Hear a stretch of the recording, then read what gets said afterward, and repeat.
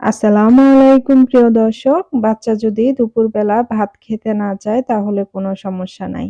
ভাতের চাইতেও অধিক পুষ্টি সমৃদ্ধ এই খাবারটি খাইয়ে নিশ্চিত থাকুন বাচ্চার পুষ্টি নিয়ে। আশা করছি আজকের রেসিপিটি আপনাদের ভালো লাগবে। ভালো লাগলে ভিডিওতে একটা লাইক দিয়ে চ্যানেলটা সাবস্ক্রাইব করার অনুরোধ রইল। আর আপনার বাচ্চার বয়স কত তা জানাতে ভুলবেন না কমেন্ট বক্সে। চলুন তাহলে উপকরণগুলো দেখে নেওয়া যাক। এখানে আমি পোলাও চাল আর মসুরের ডাল নিয়েছি ২ টেবিল চামচ করে। আর চাল ডাল খুব ভালোভাবে ধুয়ে পরিষ্কার করে নিয়েছি। আর নিয়েছি ফুলকপি ও টমেটো কুচি। আর নিয়েছি ১ টুকরো পাঙ্গাস মাছের পেটির অংশ। এটি কাটা কম হওয়ায় বাচ্চাদের সহজে খাওয়ানো যায়। তারপর এখানে নিয়েছি পেঁয়াজ কুচি, ফালি করা কাঁচামরিচ ১ টুকরো, রসুন বাটা, সামান্য হলুদ, জিরা গুঁড়া, ধনিয়া গুঁড়া। বাচ্চাদের খাবারে সবসময় মসলার পরিমাপটা একেবারেই কম দেওয়ার চেষ্টা করবেন। এরপর নিয়ে নিলাম স্বাদমতো লবণ। এখন চলে যাচ্ছি চুলায়। চুলায় একটা প্যান বসিয়ে তাতে সবগুলো উপকরণ দিয়ে দিচ্ছি। এবার ১ টেবিল চামচের মতো সরিষার তেল দিয়ে দিচ্ছি। তবে আপনারা এখানে সরিষার তেলের পরিবর্তে চাইলে সয়াবিন কিংবা বাটার বা ঘি যেকোনো একটা দিতে পারবেন।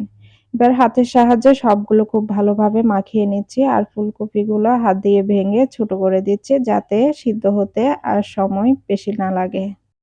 এবার দিয়ে দিচ্ছি পরিমাপ মতো বিশুদ্ধ নরমাল খাবার পানি।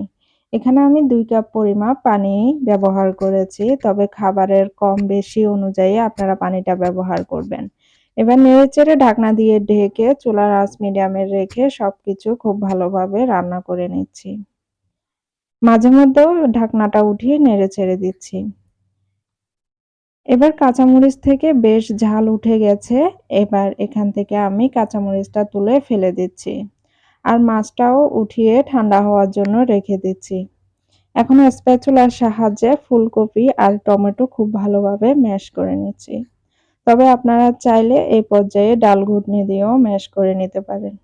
এমনভাবে ম্যাশ করবেন যেটুকু ম্যাশ করলে আপনার বাচ্চা খেতে পারবে ঠিক সেভাবেই ম্যাশ করে নিবেন। দর্শক, বাচ্চাদের রুচি কখনো এক থাকে না। কখনো বাচ্চারা একটু ভালো খায়, আবার কখনো একটু কম খায়, আবার কখনো একেবারেই খেতে চায় না। যখন বাচ্চা কম খায় বা একেবারেই খেতে চায় না, তখন আমরা মায়েরা পড়ে যাই দুশ্চিন্তায়। তখন দুশ্চিন্তা না করে বাচ্চাকে যদি একটু ভিন্ন কায়দায় খাবারটি পরিবেশন করে দেওয়া হয়, বাচ্চা কিন্তু এটা খুব খাবারে একটু ভিন্নতাও পায় এবং খাবারটি বাচ্চা মজা করে খায়। তার পাশাপাশি বাচ্চার রুচিও ফিরে আসে। এবার মাছটা খুব ভালোভাবে ঠান্ডা হয়ে গেছে। এখন আমি কাটা ছাড়িয়ে নিচ্ছি। কাটা ছাড়ানোর কাজটা খুব সাবধানতার মাধ্যমে করতে হবে যেন কাটা না থাকে। প্রয়োজনে ২ থেকে ৩ বার চেক করে নিবেন। এবার মাছটা দিয়ে খুব ভালোভাবে সবগুলো একসাথে মিশিয়ে নিচ্ছি। এবার আরেকটু ফ্লেভার আনার জন্য এখানে দিয়ে দিচ্ছি ধনেপাতা কুচি। এই খাবারটি এতটাই টেস্টি হয় যে বাচ্চা একবার খেলে বারবার খেতে চাইবে। ৮ মাস থেকে যেকোনো বয়সী বাচ্চাদের দুপুরের খাবার কিংবা রাতের প্রধান খাবার হিসেবেও দিতে পারবেন। এখন যে যেমন লিকুইড রেখে বাচ্চাকে খাবার খাওয়ান সে সেভাবেই চুলা থেকে নামিয়ে নিবেন। আমি এই অবস্থায় চুলা থেকে নামিয়ে নিচ্ছি কারণ খাবারটা ঠান্ডা হলে আরো কিছুটা ঘন হয়ে আসবে। ভিডিও ভালো লাগলে চ্যানেল সাবস্ক্রাইব করতে ভুলবেন না। সবার সোনামণিরা ভালো থাকুক এই প্রত্যাশায় আজকের মতো